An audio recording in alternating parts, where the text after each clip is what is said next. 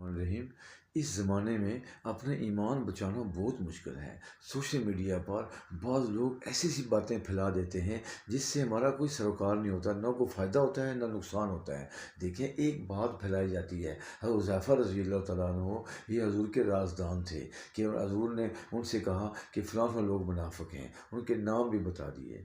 देखें, फिर साथ ये भी बयान करते हैं, हज़ूर ने मना फ़रमाया था, हुज़ैफ़ा किसी को बताना नहीं है, किसी को बताना नहीं है। वो भी हज़ूर के तालीम याफ़्ता लोग थे, तरबियत याफ़्ता लोग थे। सारी ज़िंदगी हुज़ैफ़ा ने नहीं बताया।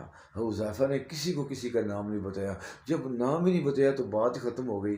अब अपनी तरफ से शोशे छोड़ना, फ़लाँ है, फ़लाँ है, फ़लाँ है, ये गुमराही है। अपने ईमान को बचाएँ, उम्मत को तबाही से बचाएँ। तो जब क्या पता इसमें अल्लाह के नबी ने आज़माया है, मेरी उम्मत पीछे क्या करेगी, क्या गुल खिलाएगी। जब नहीं बताया तो बात ख़त्म हो गई। अपने ईमान को बचाएँ। फ़ी अमानिल्लाह, ऐसी बातों को छोड़